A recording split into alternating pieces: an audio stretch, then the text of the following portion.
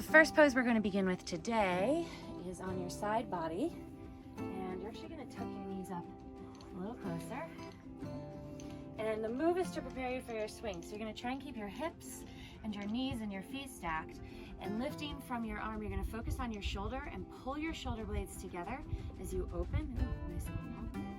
And then you're going to lift your arm again, and you're going to focus again on your shoulder blades, bringing your hands back together. So it's not your arm that's leading this pose, but it is your shoulders that are guiding this pose. And you're thinking about shoulder blades coming together, and then also engaging in your front body, trying to get your pectorals, your chest to engage in order to bring your hands back together.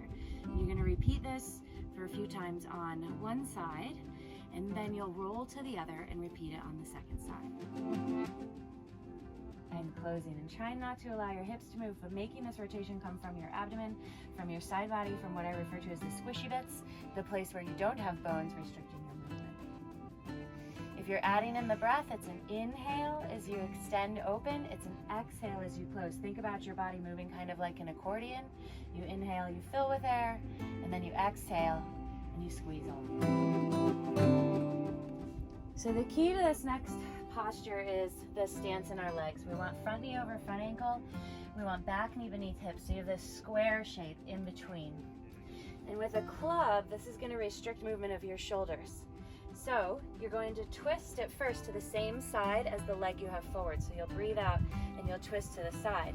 And again, in this pose, we're trying to not move our hips, keeping our right hip pressing forward, left hip drawing back. And it's the same thing as our previous moves, where as you twist, you're exhaling. And then when you come back to center, it's an inhale. Exhaling, trying to keep your hips in that neutral position. And then rotating to center, exhaling. And then going to the other side. And then inhaling to center. And exhaling to the other side. And so again, you'll repeat this one a few times. You'll probably get maybe some snaps, crackles, pops. You'll feel some stuff adjusting. And then you'll switch and you'll move it to the other side, repeating the same motion. Okay, so the next pose starts in a warrior two stance. So your back foot is rotated perpendicular to your front. And again, we're looking for knee aligned over ankle. And then your front forearm is going to come down onto your thigh, not your elbow, your forearm. And you could do what you like with your front hand. I like to keep it open though, because then prana can travel more easily through your fingertips. So your top arm is going to reach up to the sky. And then as you breathe out, same thing again, hips stabilized, and you're going to twist and reach down to graze your inner foot. And then you're going to twist to reach back up to the sky. And you're going to keep moving in this way, exhaling to come down. And then inhaling, opening and reaching. And if you want to, you can come back to that awareness of that engagement through the muscles that draw your shoulder blades together on your back body. And you can think about squeezing those muscles together on your back body in order to get a little bit more extension through your chest. And again, you'll do this one a few times until you start to feel mobile and loose and open. And then you'll switch to the other side. So now we're going to work on a balance posture. So coming into a parallel stance with a club in your hands, you'll bring it overhead. And you're going to, again, think about your shoulder blades coming together to create that drawing backward of your arms.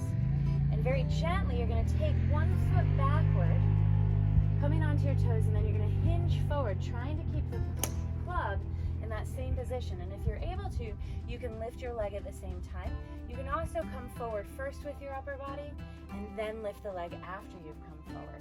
So finding that extension, and what you're doing is lifting through your abdomen, lifting through your shoulders so that you're creating length through your spine, and then finding that balance on the other foot.